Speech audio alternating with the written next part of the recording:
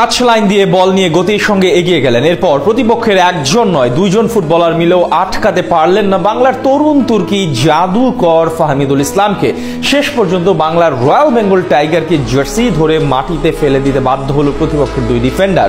অথচ এমন একজন গতিশীল স্কিলফুল ফুটবলারকে কিনা অপরিপক্ক বলে বিবেচিত করেছে হ্যাভিয়ের কাব্রেরা। ফাহমিদুলের এমন পারফরমেন্সের পর চোখ কি খুলবে কাব্রেরার? এবার কি ডাকবে বাংলাদেশ জাতীয় দলের মূল স্কোয়াডে? সেই সব প্রশ্নের উত্তর খুঁজেছেন শ্রাবণ অনেক। লাইন দিয়ে বল ধরে গতির সঙ্গে এগিয়ে গেলেন। এর পরের মুহূর্তে যেন ফিরিয়ে আনলেন বার্সেলোনা তারকা লামিন ইয়ামালকে।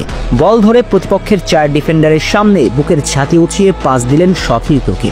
এবার এই মুহূর্তটা দেখুন, প্রতিপক্ষের একজন নয় দুইজন মার্কার মিলেও বাংলার বাঘকে যেন আটকানোর সাধ্য নেই।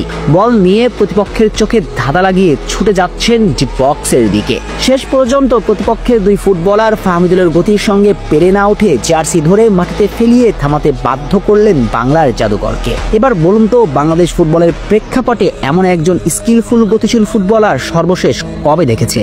পুরো রাজ্যে তালাশ করেও এমন একজন ফুটবলারকে আপনি খুঁজেই পাবেন না। অথচ এই ফুটবলারটাকে কিনা বাংলাদেশ বস হ্যাভিয়ের কাব্রেরা অপরিপক্ক বলে বিবেচনা করে জাতীয় দল থেকে ছুড়ে ফেলেছেন। এ কেমন হাস্যকর কথা। তো সপ্তাহে ইতালির 3000 ফুটবলারের মাঝে থেকে 11 জন ফুটবলারকে বেছে নেওয়া হয়, আর সে একাদশেও ছিলেন এই তরুণ তুর্কি। অর্থাৎ যারা তাকে অবহেলা করেছিলেন তাদেরকে দিচ্ছেন জবাব।